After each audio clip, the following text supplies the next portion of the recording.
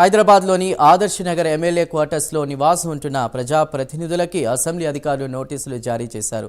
క్వార్టర్స్లో ఉన్నవారు వెంటనే ఖాళీ చేయాలని నోటీసుల్లో ఆదేశించారు. సిట్టింగ్ ఎమ్మెల్యేలకు హైదర్గూడ ఎమ్మెల్యే క్వార్టర్స్లో వసతి కల్పిస్తామని అధికారులు చెప్తున్నారు. మాజీ మంత్రి తలసాని శ్రీనివాస్ యాదవ్, మంత్రి శ్రీధర్ బాబు, మాజీ ఎంపీ అంజన్ కుమార్ యాదవ్తో పాటు మిగిలిన ప్రజాప్రతినిధుల క్వార్టర్స్కు కూడా నోటీసులు జారీ చేశారు. అలాగే క్వార్టర్స్లో ఉన్న షాపులకు సైతం అసెంబ్లీ అధికారులు నోటీసులు ఇచ్చారు.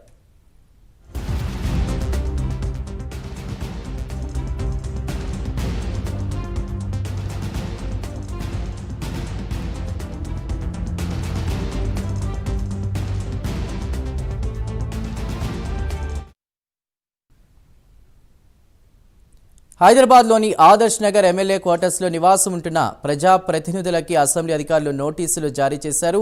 ఇదే అంశంపై మరిన్ని వివరాల్ని మా ప్రతినిధి చందు అందిస్తారు. చందు.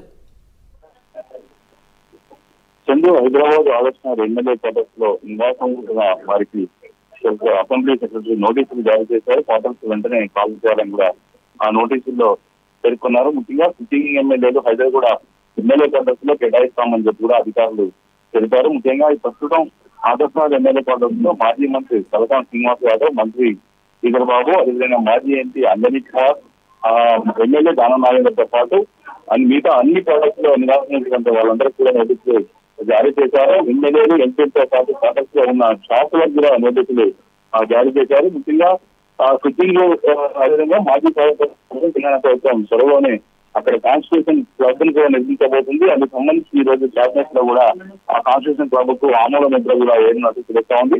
ముఖ్యంగా చూసినట్లయితే గత తెలంగాణ రాష్ట్రం విడిపోయిన తర్వాత కొత్తగా ఎమ్మెల్యే క్వార్టర్స్ నిర్మించారు. కొంతమంది మాత్రం పాత Adarsh Nagar MLA quarters case ఉంటుంది, ప్రైవసీగా ఉంటుందనే ఉద్దేశంతో కొంతమంది మాజీలు కావచ్చు, ఇంకా ప్రస్తుతం ఉన్నటువంటి ఎమ్మెల్యేలు కావచ్చు అందులోనే ఉంటున్నారు. వాళ్ళందరికీ కూడా ఖాళీ చేయాలని నోటీసులు జారీ చేశారు. ముఖ్యంగా ఇటీవల మనసు అసెంబ్లీ సమావేశాల సమయంలో బీఆర్ఎస్ కు సంబంధించినటువంటి ఎమ్మెల్యేలంతా కూడా క్వార్టర్స్ నుంచి ఎమ్మెల్యే అసెంబ్లీకి ర్యాలీగా మద్దతుగా అక్కడి నుంచి బయలుదేరి వచ్చారు. ఈ క్రమంలోనే అక్కడి నుంచి ఖాళీ చేయాలని నిర్ణయం తీసుకున్నట్టు తెలుస్తుంది. మరోవైపు కాన్స్టిట్యూషన్ పడుతున్నారు కాబట్టి వాళ్ళన్నింటిలో డిమాండ్ చేయాలని కూడా ప్రభుత్వం భావిస్తున్న క్రమంలోనే నోటీసులు జారీ చేసినట్టు తెలుస్తోంది. Chandu, thank you.